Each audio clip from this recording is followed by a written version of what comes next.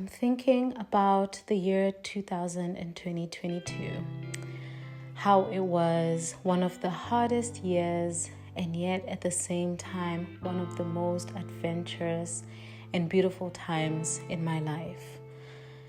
Initially, I wanted to do a sit-down chit-chat kind of video to kind of recap what has been going on in the year 2022. I did that, and during the editing process, I realized the message was not coming across the way that I had intended it to. The video was too long, and I had a lot to say. But I figured that actually there are a few key takeaways that I wanted to convey in that video. So here they are. Well, the first thing that I can imagine is that at the beginning of the year, much like we are stepping into a new year right now, we're stepping into it with so much hope and faith, ambition, positivity, and motivation. But as the time goes by, reality sets in and it may or may not look like what we had imagined. This was true for me and many other people in 2022. A lot happened in my personal life, in my health, in my academic journey. A lot that it's so difficult to even bring it up right now. I would take the whole day to describe it. But what ended up happening was things got delayed to a point where I didn't even know what to do. My reality did not match the ambitions I had at the beginning of the year. Things were much slower, progress was much slower. But even in those times, I kept moving forward and I kept pushing. And I think what I can take away and what you can take away from that is life might not look like what you imagined it to be in terms of timelines. But what you have to do in those situations is to change your perspective a little bit and notice that although you may not have hit your target, if your overall direction is still going towards it, you're still doing good. That is still progress.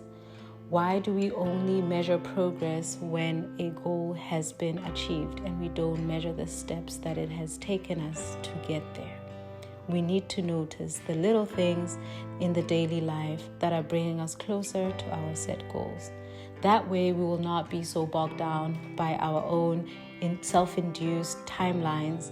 We will not be so bogged down by the fact that we didn't do this by age 25 or by age 28 or 30.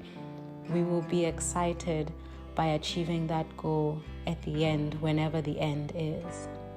That's my main takeaway, number one.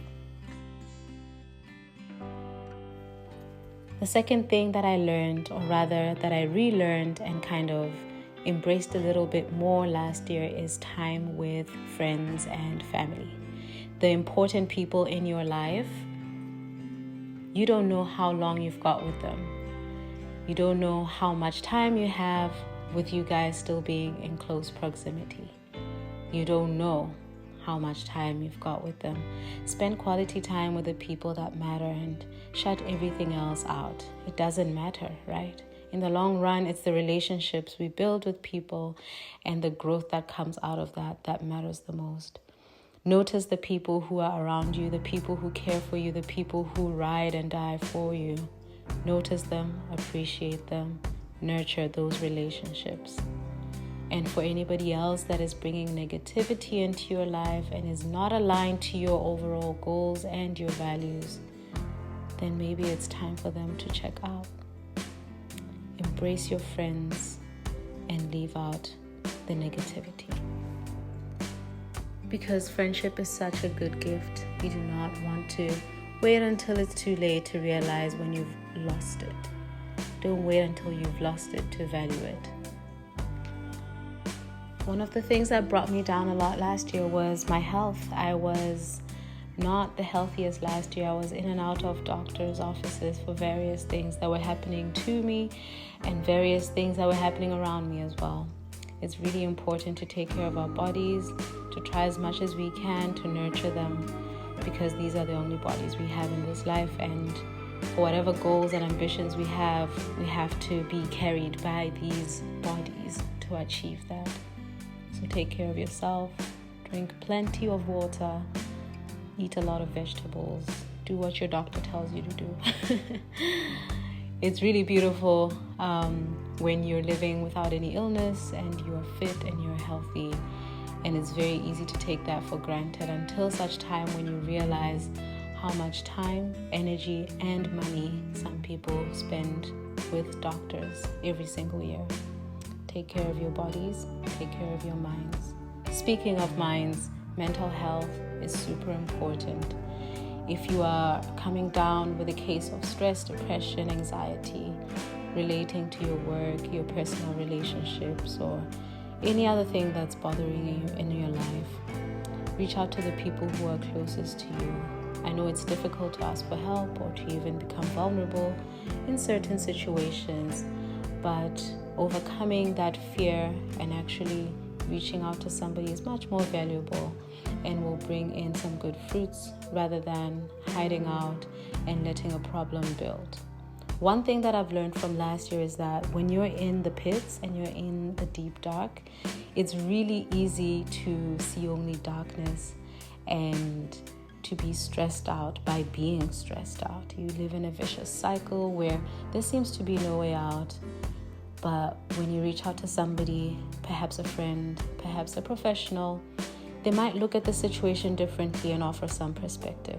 They might offer a different view for what you're going through, and they might help you to see why this isn't the worst thing in the world, and maybe why some good can come off of it in the long run.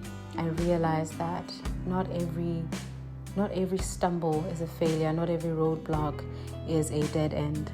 There is continuity after if you pick yourself up and choose to move forward.